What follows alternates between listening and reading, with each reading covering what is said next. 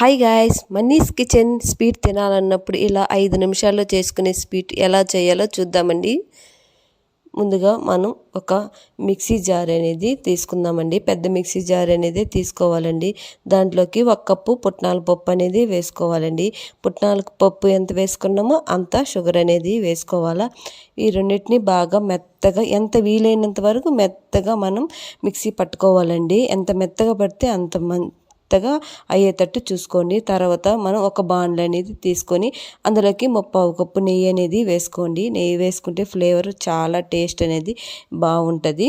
నూనెతో అయినా చేసుకోవచ్చు, కాకపోతే నెయ్యి వేస్తే చాలా బాగుంటుంది. తర్వాత మనకి నెయ్యి కరిగిన తర్వాత ఈ పౌడర్ అనేది వేసేసుకోవాలండి. ఇది మనకి 5 నిమిషాల్లో మనకి ఈ పౌడరు నెయ్యి మొత్తం బాగా కరిగిపోయి మనకి ఈ వంటలు అనేది కూడా కరిగిపోతాయి. స్వీట్ అనేది తొందరగానే రెడీ అయిపోద్దండి. 5 నిమిషాల్లో మనకి ఈ స్వీట్ అనేది ముద్దగా వచ్చేస్తుంది. ఎక్కువ టైం అనేది పట్టదండి. కాకపోతే దీన్ని సిమ్లోనే మనం చేసుకోవాలండి. మంట పెడితే కింద అడుగంటేస్తుంది. చూడండి, మనకి సిమ్లోనే అయిపోయింది కదా. తర్వాత మనకి ఇలా దగ్గరకు వచ్చేసిందండి.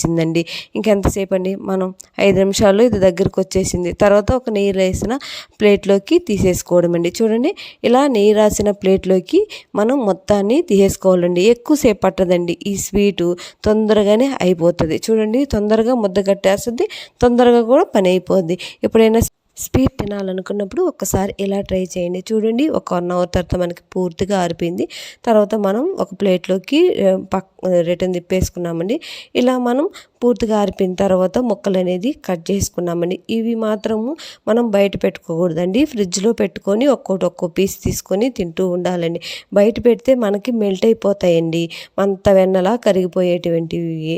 అందుకని మనం ఫ్రిడ్జ్లో పెట్టుకొని ఒక్కొక్కటి తీసుకొని తినేయడమేనండి. ఇవి నెల వరకు మనకి ఫ్రిడ్జ్లో అయితే ఉంటాయండి. చాలా టేస్ట్గా ఉంటాయి. పిల్లలకి ఇవ్వండి, చాలా టేస్టీగా తింటారు. చూడండి ఎంత బాగా వచ్చాయో. ఇలా చాలా టేస్ట్ అనేది కూడా